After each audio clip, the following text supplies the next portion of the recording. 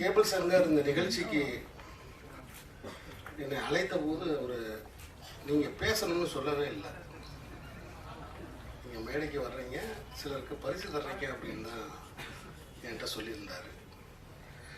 அப்புறம் அவரோட தொடர்ந்து இந்த நிகழ்ச்சி வர்றதுக்கு முன்னாடி நான் பேசிக்கிட்டு இருந்தது, பகிர்ந்துக்கிட்டு இருந்தது. அப்புறம் தொடர்ந்து நீண்ட காலமாக இந்த ஓடிடி பற்றியும் இது செய்ய போகிற நன்மைகள் பற்றியும் அவர் என்கிட்ட பேசிக்கிட்டு இருந்தார். இன்னைக்கு இந்த இணையதள வளர்ச்சி எல்லாத்தையுமே ஒரு படிக்கிற ஒரு சமூகத்திலிருந்து, எல்லாத்தையுமே படித்து பார்த்து புரிஞ்சுக்கிற ஒரு சமூகத்திலிருந்து இன்னைக்கு பார்க்குற ஒரு தலைமுறை வந்துட்டாங்க. எல்லாத்தையுமே பார்க்கணும் அப்படிங்கிற ஒரு தலைமுறை வந்தாச்சு. நீ பெரும்பான்மையான பெற்றோர்களுடைய மிகப்பெரிய கவலையாக இருக்கிறதே கொடுத்த ஃபோனை எப்படி திரும்ப வாங்குறதுங்கிறது தான். குழந்தைகள் கையில் நாம் கொடுத்த இந்த ஃபோனை எப்படி திரும்ப வாங்குறது? ஒரே அறையாக இருக்குது, ஆனால் தனித்தனி அறையாக இருக்குது.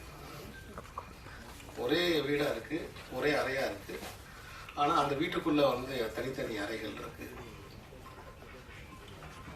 அப்பா சொன்னால் கேட்க மாட்டேங்கிறான், அம்மா சொன்னால் கேட்க மாட்டேங்கிறான், டீச்சர் சொன்னால் கேட்க மாட்டேங்கிறான், யார் சொன்னாலும் கேட்க மாட்டேங்கிறான், கூகுள் சொன்னால் உடனே கேட்குறான். ஸோ இப்படி ஒரு பக்கம் இருந்து கொண்டிருக்கிற நேரத்தில் இந்த இணையதளத்தின் மூலமாக கதைகள், அதன் மூலமாக கருத்துக்கள், நல்ல செய்திகள் மக்களை போய் சேருவதற்கான ஒரு பக்கமும் நடந்துகிட்டு இருக்கு. ஸோ அந்த வகையில் சினிமாவுக்கு ஒரு புதிய வெளிச்சமாக இந்த ஓடிடி இருக்கும்னு நான் நம்புகிறேன். ஏன்னா இந்த எல்லா புதிய டெக்னாலஜி வழியாகவும் நம்முடைய தமிழ் கதைகள் போய் மக்களை சேர்றது தான். இது இன்னைக்கு இருக்கக்கூடிய மிகப்பெரிய நிறுவனங்களுக்கு மத்தியில் இப்ப தோன்றி இருக்கக்கூடிய இந்த புதிய நிறுவனத்தின் மூலமா என்ன நன்மை உண்டாகும் நான் நம்புறேன்னா, நிறைய புதியவர்களுக்கு வாய்ப்பு கிடைக்கும் நம்புறேன்.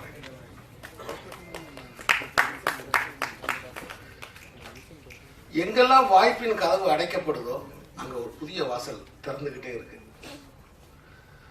ஸோ அதை காலமும் விஞ்ஞானமும் செஞ்சுக்கிட்டே இருக்கு. ஸோ அந்த வகையில் இந்த ஓடிடி பிளஸ்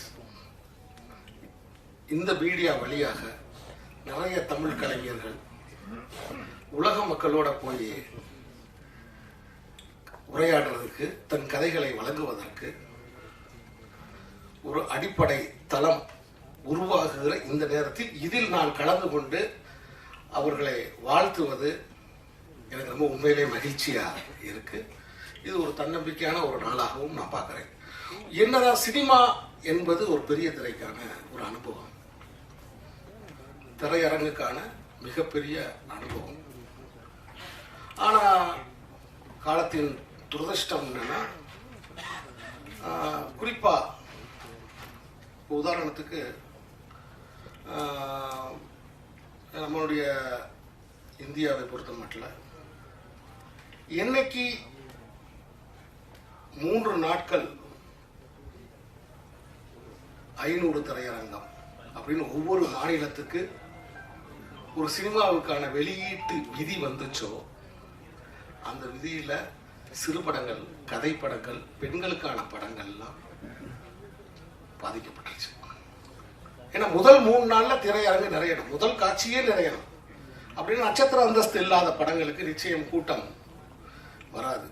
அப்ப பிஞ்சு, பூ, காய், கனி, அந்த 4 நிலை இருக்க மவுத் டாக்காயி பேசி மக்கள் தியேட்டர்ல நிக்கிற வரைக்கும் அந்த படங்களை திரையரங்குகளில் தாங்கி பிடிக்க முடியாது. அப்ப 3 நாள் 600 தியேட்டர், 500 தியேட்டர் அப்படிங்கிற அந்த வியாபார விரிவு இருக்குல்ல, அந்த வியாபார விரிவு தான் நிறைய சிறிய படங்களுக்கு கதவுகளை வந்து அடைச்சிருச்சு. ஆனால் அப்படி அடைத்தாலும் கலையோட வேலையை மேலும் மேலும் முயற்சி பண்ணி வெளியில் வர்றது தான். ஸோ அப்படி நிராகரிக்கப்பட்ட படங்கள் இந்த ஓடிடியின் வழியாக அதில் தன் வாழ்க்கையை பணயம் வைத்திருக்கிற இளைஞர்களுக்கு ஒரு புது வெளிச்சம் தரும் அப்படின்னு நான் ரொம்ப ஆழமாக நம்புகிறேன். அனைவருக்கும் என்னுடைய வாழ்த்துக்கள்.